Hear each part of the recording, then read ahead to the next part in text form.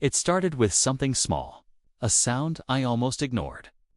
Just the creak of wood late at night, the kind of sound a house makes when it settles.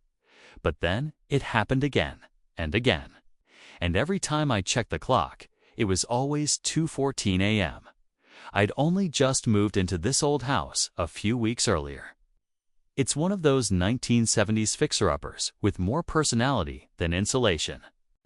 You know the type where every step has a sound, every corner has a draft. That first night, I was up late unpacking boxes. I had just turned off the light when I heard a soft creak from the hallway. And then, slowly, the door to my bedroom began to open. It didn't swing all the way open, just an inch, maybe two. Just enough for a thin sliver of moonlight to fall across the carpet. I froze, staring at it, waiting for something else to happen. But it didn't.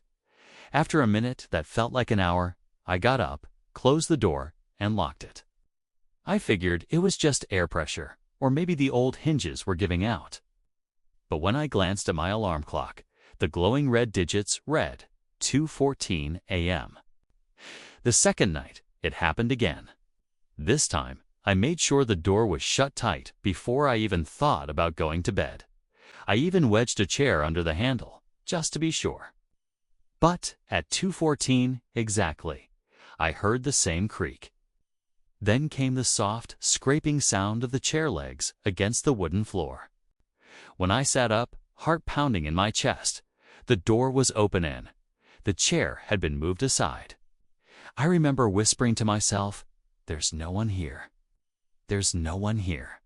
But I couldn't. Shake the feeling that someone was standing just outside the frame of light that spilled through the doorway. I got up, turned on every single light in the house, checked all the locks, the windows, everything was secure. Everything was fine, except for one thing. When I came back to my bedroom, the clock still said 2:14. It wasn't frozen, it was blinking over and over, as if it had lost power for a few seconds. But the power in the rest of the house was fine. By the third night, I was determined to get to the bottom of this. I set up my phone to record. I just wanted proof that this was all in my head, that I was just exhausted from the move. I locked the door, propped the phone up on my desk, and hit record. Then I got into bed and pretended to sleep, my eyes squeezed shut. The minutes crawled by. 2:10, 2:12, 2:13. Then creak. The door moved. At first it was slow, barely a shift.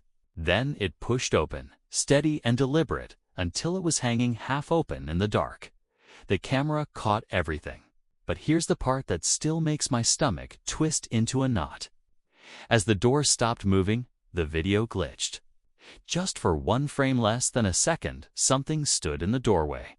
A figure, tall, still, with a face that looked almost familiar. When I scrubbed through the video later, frame by frame, my blood ran cold. I saw it again.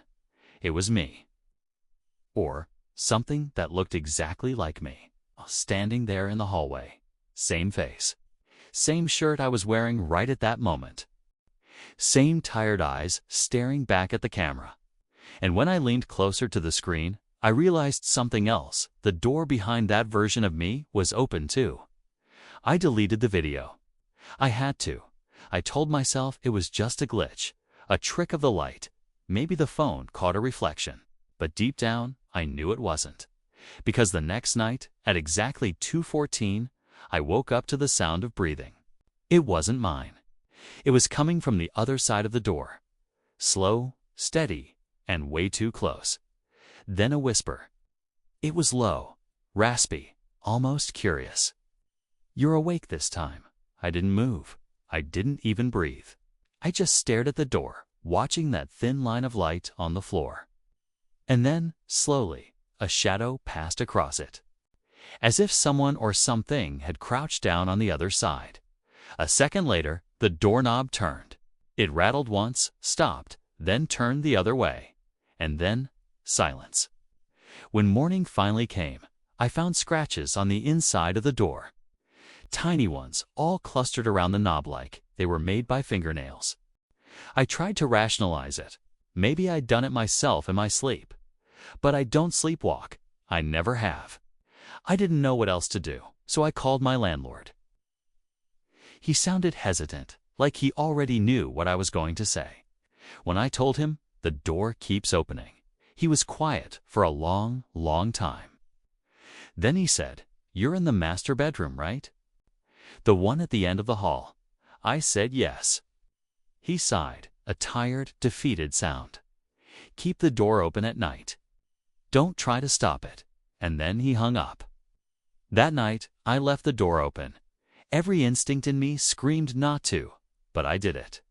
And at 2:14, I woke up to the sound of footsteps, slow and rhythmic, moving down the hallway. They stopped just outside my door. Then, something leaned in. I couldn't see it clearly in the dark, but the outline was unmistakable. It was me again, standing there in the dark. It smiled a twitching, too wide grin that didn't reach its eyes, and whispered, "Thank you." Then it turned and walked away. Since then, it's been quiet. No noises in the hall. No movement from my bedroom door. But sometimes, when I wake up in the middle of the night, I can hear the front door creak open downstairs. And I know, somewhere in the dark, someone else is walking around my house. Someone who looks just like me. Now I understand what my landlord meant. You don't stop it. You don't fight it. Because at 2:14, the door doesn't open for something. It opens to let something out. And I have this horrible feeling that one day soon, it's not going to close again. Thanks for listening to my story. If you've ever experienced something you can't explain, let me know in the comments. And if you want to hear more, don't forget to like and subscribe. Stay safe.